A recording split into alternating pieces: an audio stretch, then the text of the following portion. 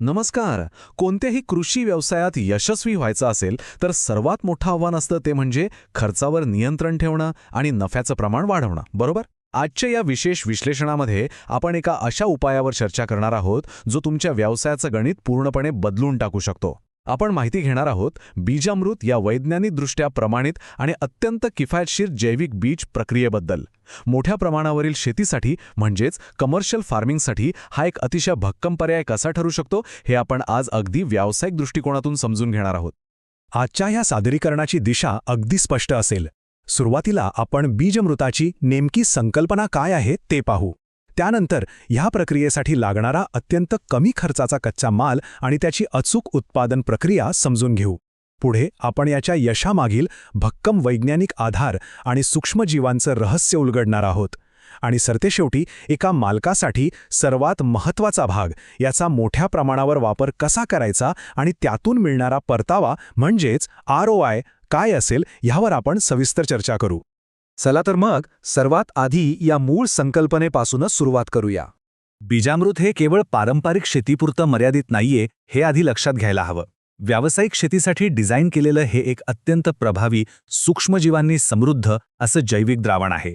हे प्रामुख्याने देशी गाईचं शेण, गोमूत्र आणि चुना यांच्या मिश्रणातून तयार होतं. याचा मुख्य उद्देश अगदी सोपा पण अत्यंत महत्त्वाचा आहे. बियाणांचं पेरणीच्या आधीच रोगांपासून रक्षण करणं आणि त्यांची उगवण क्षमता म्हणजेच जर्मिनेशन रेट लक्षणीयरित्या वाढवणं.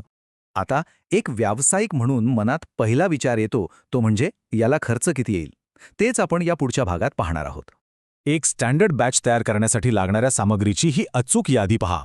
आपल्याला लागतं फक्त 5 किलो देशी गाईचं शेण, 5 लिटर गोमूत्र, अवघा 50 ग्रॅम चुना, 20 लिटर पाणी आणि 1 किलो सुपीक माती. कृषी व्यवसायाच्या ऑपरेशनचा विचार केल्यास बाजारात मिळणाऱ्या महागड्या केमिकल ट्रीटमेंटच्या तुलनेत या कच्च्या मालाची किंमत अक्षरशः नगण्य आहे. अत्यंत कमी खर्चात उपलब्ध होणारा हा कच्चा माल या प्रक्रियेला आर्थिकदृष्ट्या अतिशय व्यवहार्य म्हणजेच हायली कॉस्ट इफेक्टिव्ह बनवतो. कच्चा माल तर स्वस्त आहे, पण ही प्रक्रिया वेळखाऊ तर नाही ना? उत्पादन प्रक्रिया नेमकी कशी असते ते समजून घेऊया.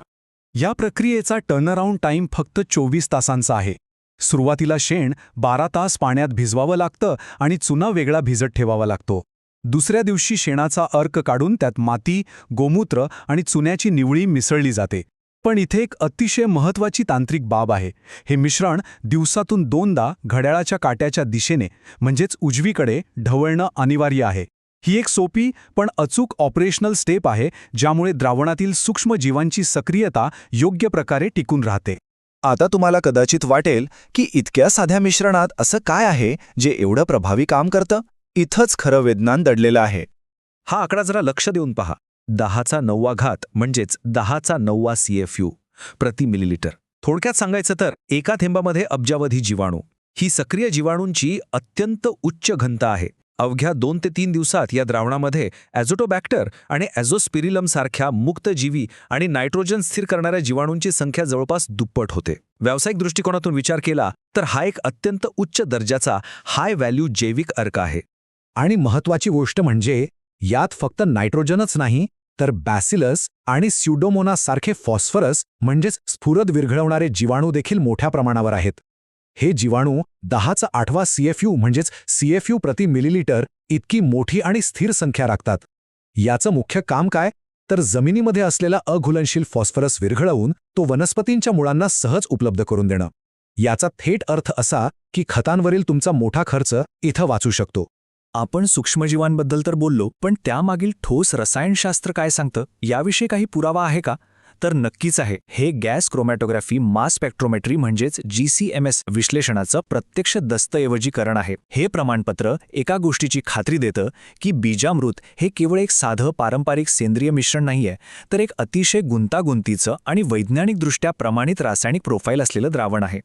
या GCMS रिपोर्टमधनं काही अत्यंत महत्त्वाची संयोगे समोर आली आहेत. उदाहरणादाखल पाहायचं झाल्यास पिनोस्ट्रोबिनसारखे फ्लेवोनॉइड्स, प्रेडनिसोलोनसारखे स्टेरॉइड्स आणि वर्नोलिक ॲसिडसारखी फॅटी ॲसिड्स यामध्ये प्रामुख्याने आढळतात.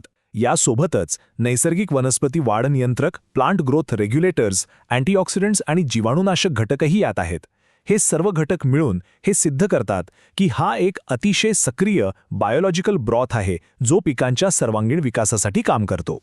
विज्ञान तर समजलं, पण प्रत्यक्ष व्यवसायात याचा वापर कसा करायचा आणि सर्वात महत्त्वाचं म्हणजे याचे व्यावसायिक फायदे काय, या शेवटच्या टप्प्याकडे आपण वळूया.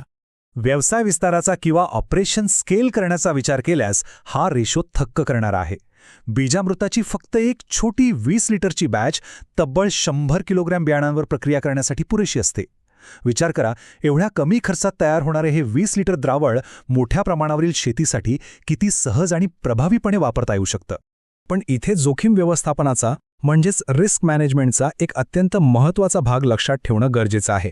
सामान्य बियाणांसाठी तुम्ही हे द्रावण फवारून, हाताने मिसळून आणि सावलीत वाळून वापरू शकता.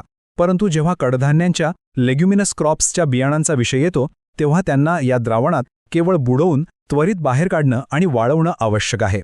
पिकांचं नुकसान टाळण्यासाठी ऑपरेशन्स हाताळताना या छोट्या पण महत्त्वाच्या प्रक्रियेची माहिती असणं अत्यंत आवश्यक आहे. सरतेशेवटी याचा तुमच्या बॅलन्स शीटवर काय परिणाम होईल, म्हणजेच तुम्हाला ROI काय मिळेल. या प्रक्रियेमुळे बियाणांद्वारे पसरणाऱ्या रोगांपासून पिकाचं सुरुवातीपासूनच संपूर्ण रक्षण होतं. उगवण क्षमतेत म्हणजेच जर्मिनेशनमध्ये मोठी वाढ झाल्यामुळे बियाणांचं नुकसान टळतं आणि थेट खर्चात बचत होते.